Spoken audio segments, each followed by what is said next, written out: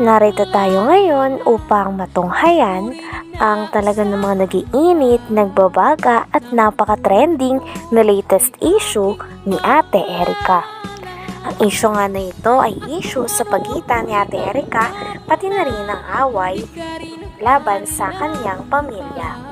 Sa pagpapatuloy nga ng ating istorya ay bumalik ulit ng pangalawang beses si Kalingap Val Santos Matubang sa bahay nila Ate Erica. Nung sa ganon ay may interview muli si Lolo Miguel na lolo ni Ate Erica pati na rin ang tita niya. Nang sa ganon ay makuhaan ito ng mga impormasyon. Sa kanilang pinag-uusapan ay meron talagang naninira sa reputasyon nila Lolo Miguel at ng pamilya nila Ate Erica dahil nagkagalitan silang dalawa. Kilala niyo ba ito? Kung kamag-anak niyo ba ito? Hindi pa po namin yan nakikita. Tay, kamag-anak mo kay? Hindi ko pa nga nakita. So, Personal. Ngayon ko lang nakita. Bakit, nakialam sa buhay ninyo? Eh, hindi ko po alam. Lagi po kausapin niya eh. Ano? Tapos sinisira-siraan kayo.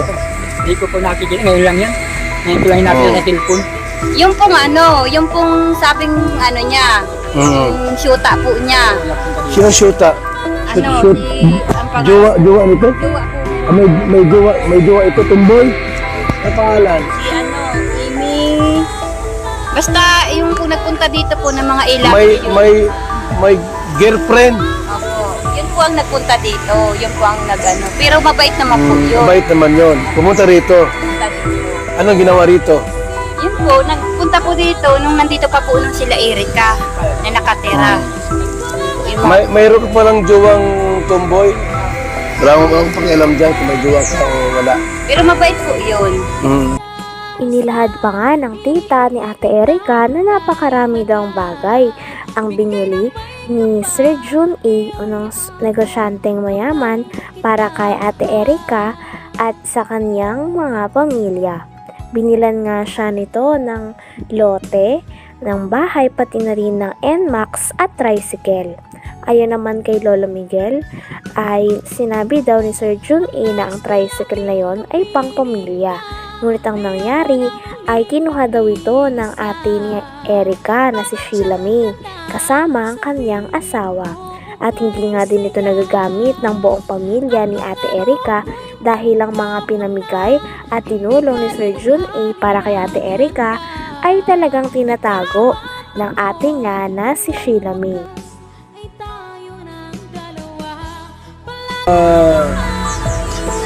Sinong pera yung ginamit? Pera nila o pera ni Jun A? Kaya yun yun. Yun po yun. Kami po ang magpapatunay po doon. Hindi pera nila Hindi po pera po ng Ilaber. Hindi pera. Yung pera po ni Jun A. Ang binili po doon ni Sheila May, lote sa Dait. Okay. May luto sa daet, binili. Opo. Magkano bili nun? Yung baga pong Ilmax po yun. 100. Ito. Max. Bumili pa ng motor. Tricycle. Oh, ang dami, tricycle pa. Motor, tricycle pa. Pero ang pagkakasabi ko, ang dinig ko, yung may tricycle na yun ay pampamilya. Pero inang Sabi nila. nila. Inang kinino? Nilunong asawa. Sino yung asawa? Sila Kapangalan po. Sheila May, asawa niya. Pero ang sabi ni Jun A, pang pamilya. Ano ibig sabihin? Kasama kayo doon? Siguro po, sabi ko. Pang pamilya. Baka sa kanila lang. So, nasa yung Inmax na motor. Naka-Erica po. Siya po ang Ginagamit niya. Ngayon, Tinanong din ni Kalingap Val Santos Matubang sa tita ni Ate Erica pati na rin kay Lolo Miguel kung magkano kaya ang naitulong ni Sir Jun A. sa pagsusponsor at pagtulong kay Ate Erica. Sumatotal nga daw ay tansya daw ni Kalingap Val Santos Matubang ay nasa 2 million ang naitulong niya kay Ate Erica sapagkat ang bahay ay nagkakahalaga ng lagpas 1 milyon at may binigay pa si Sir Jun A. na motor pati na rin tricycle para sa pamilya sana ni Ate Erica.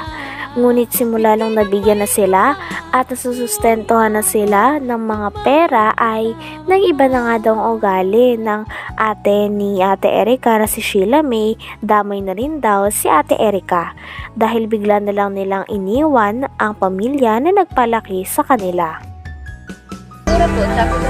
pang pamilya. Baka sa kanila lang. So, Nasa yung Inmax na motor. Naka-Erika po. Siya po ang Ginagamit nagagamit. niya. Ngayon, yung pira dito sa paggawa ng bahay, kaninong pira yan? Kay Sir Jordan rin na po po. So hindi lang Padala. hindi lang kalating milyon ang nagastos niya.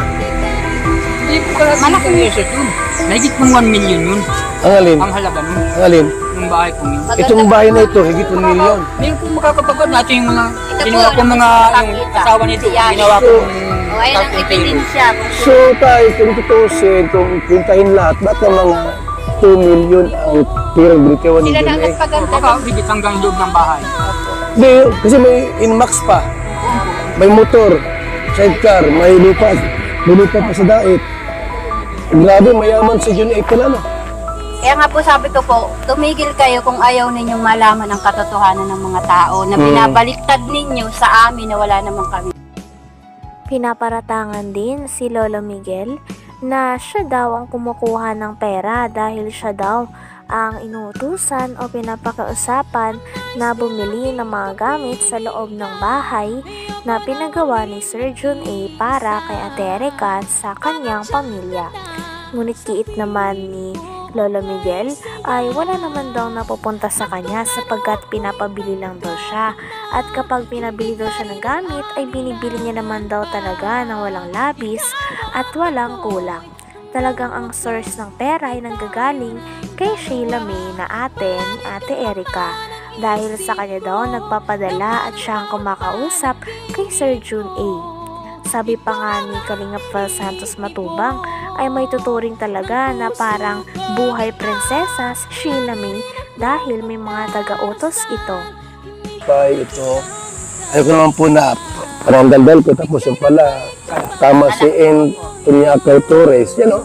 Hindi namin yung kilala. Eh, Lolo Migs, ano kaya yung topic natin dito? Diba, pera at ikaw ang may hawak yung pera, hindi si May. Dahil kayo ang bumili ng gamit. I have some evidence of what happened from the start. Yung pirang yun, ibinibigay lang sa akin para bumili ako ng mga mga gagamitan sa bahay. Pero nasa kanya ang pira, siya ang na-withdraw. Siya ang uli-uli mag-asawa sa dait. Doon na sila natutulog. Doon sila natulog. Pag makain sila at hindi gusto ulam dito, doon sila nakain sa dait. Sino? Yung sila? Mag-asawa. Sila May. Sila yung tatlo. Buhay ray na. Uy, ray na nga. Nangyayari. Ano?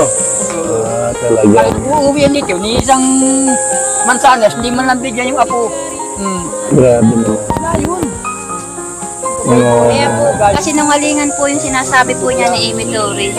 Alam ko po na Talagang parang tinatakot pa nga ang lolo pati na rin ang tita ni Erika ng mga taong galit sa kanila na kampi kila Ate Erika. Sinasabihan pa nga sila ng mga gutom na aso at pinakuha pa nga ni Kalingap Val Santos Matubang ang pruweba ng tita ni Ate Erika na lagi daw silang pinagbabantaan. Sabi nga din ni Kalingap Val Santos Matubang ay hindi na maganda ang nangyayari dahil may mga pagbabanta na nga daw, nakakasuhan sila at marami pang paninirang puri ang sinasabi sa pamilya ni Ate Erika. Mansanas, hindi man lang bigyan yung apo. Grabe naman. Ayun. kaya po, kasi nangalingan po yung sinasabi po niya ni Amy Torres. Alam ko po na lagi yan kausap po ni May, magdamag-damag, magkausap po yan lagi dyan po sa kwarto. Yan po lagi ang magkausap. Saka si Sheila May. Umpisa pa po nung hindi pa po lumilitaw si Sir John A, magkausap na po yan. Hanggang dumating si Sir John A, sila na po lagi ang magkausap hanggang ngayon. Sila po ang laging mag-uusap. Nasa likod po si Sheila May kay Amy Torres. Siya po yung nagbibigay yata po ng update. Okay. Kaya kumakalat po. Bibigyan ng mga salita para kumalat sa kanila. Parang tinatakot pa kayo ah. Nandiyan po yung si Kuya Bal yung yung text nila na kami, gutom na aso. Nandiyan. Kunin mo daw. Tingnan natin. Kunin mo daw para mapagyan natin yung sinasabi nila.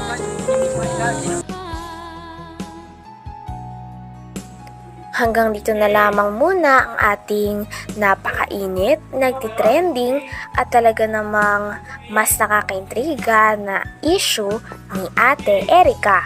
Maraming salamat sa inyong panonood. Hanggang sa muli. Bye!